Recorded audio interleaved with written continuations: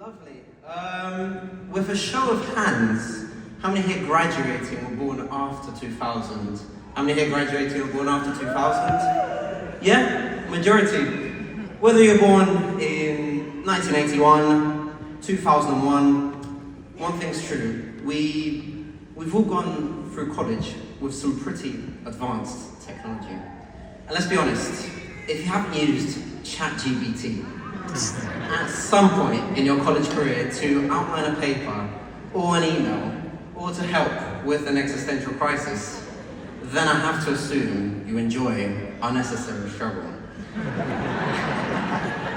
Anyway, my name is Job, and so many times I've been asked about my most distinct memory at Roosevelt University. And what I say is basically this. First semester, I was in one of the lifts. Now, if you've ever taken lifts, you know they have a personality. They either take forever, especially today, my gosh. But they either take forever, they stop on every floor for ghosts, or just decide to not clock in for work. So there I am, stood with some other bloke on the lift, just minding my own business. We're both on our phones, you know, classic lift behavior. And then out of nowhere, the lift makes this horrific screeching noise and comes to a sudden stop. And then I'm there, and this bloke just looks at me and he says, "I guess this is how we die." And I'm thinking, oh my gosh. But after some time, the doors open, and that is how I met my best friend in college. So, yeah, how interesting. Anyway, so I don't know why we're clapping for that, but anyways. Now, whether you're a first generation college student, whether you've worked multiple jobs through college, whether you've left your country, your state, your city, your home to be here, today is a testament to something more than just hard work. Today is a testament to being stubborn.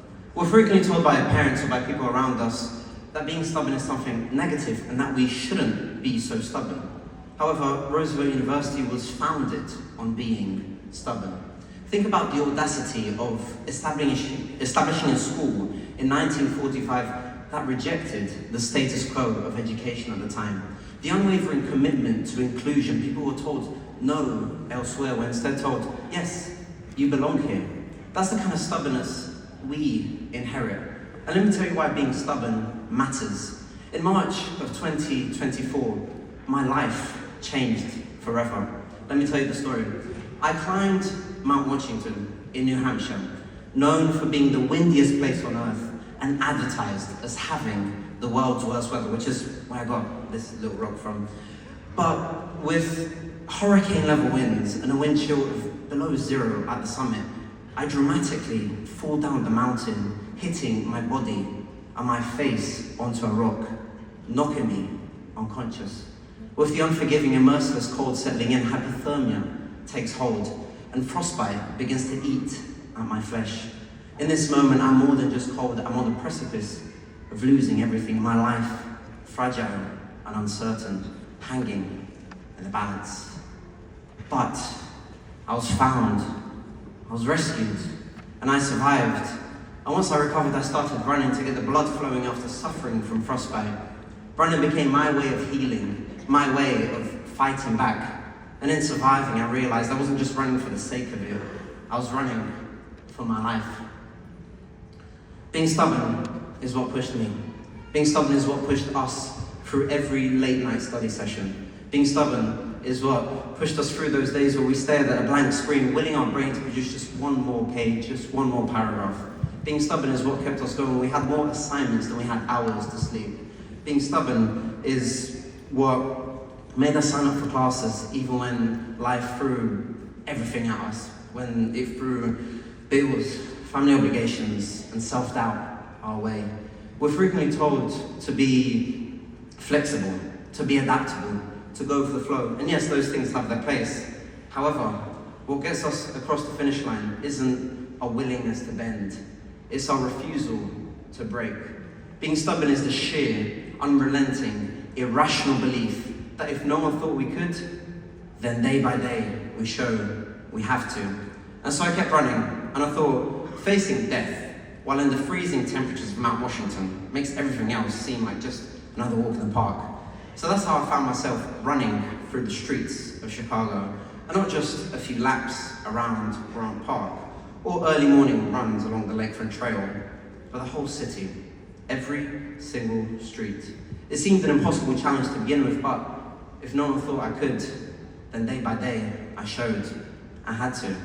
I started back in August of 2024, and essentially I'm currently at 45% of the way there and hope to become the first person in history to run every single street of Chicago by the end of this year, hopefully.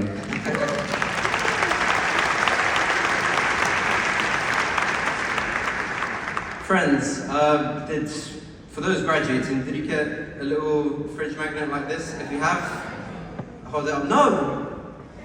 Oh yes, oh nice, perfect, amazing, yay! It just says, be stubborn. Being stubborn isn't just about enduring the hard days, it's about pushing through and refusing to stop, even when it makes rational sense to stop. And as we move forward into the next chapters of our lives, whether that's continuing with education, starting a new job, or for some of us, taking a well-earned break, let's keep that stubbornness alive.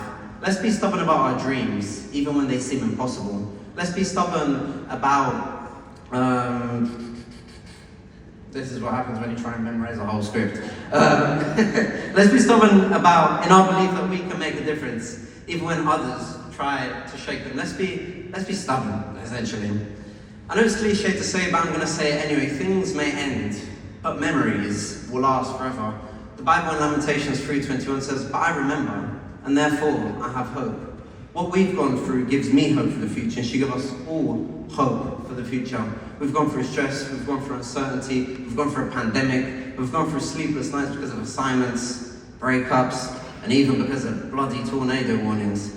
We've gone through major staff changes, some for the better, some for the worse. We've had students come and go. We've been sad, we've been happy, we've cried, we've laughed. It's been a roller coaster of emotions. But we're here. This is the culmination of it all. So I want to record this moment, and I'm not copying Dr. Mali because I already had this idea, but I want to take a selfie with everyone. So here we go. Everyone smile away. Lovely. You don't look fantastic. I want to say thank you. Okay. No, just listen. I'll pick that up later. Thank you to everyone who made these years everything they were. Thank you to all 500 of us who are graduating for the unforgettable memories. Thank you to the 165 faculty members for providing us with top-notch education. Thank you to the 49 coaches of our sports teams and to the countless dance teachers for keeping all of us fit. Well, we hit a lot of the cap. Thank you to the countless staff members who kept this place running. Whether or not you could be here today, I want to thank every family member and friend for your undeniable support and for the love that continues to be poured into us each and every day. Finally, as we step into this world, let's remember, life is a lot like lifts. Unpredictable, sometimes slow, sometimes it's about to fall apart. But hold on, because the doors will eventually open. And as we step off this stage today, let's not just be ambitious. Let's not just be hopeful. Let's be stubborn. Because if no one thinks we can, then day by day we show we have to. Thank you very much.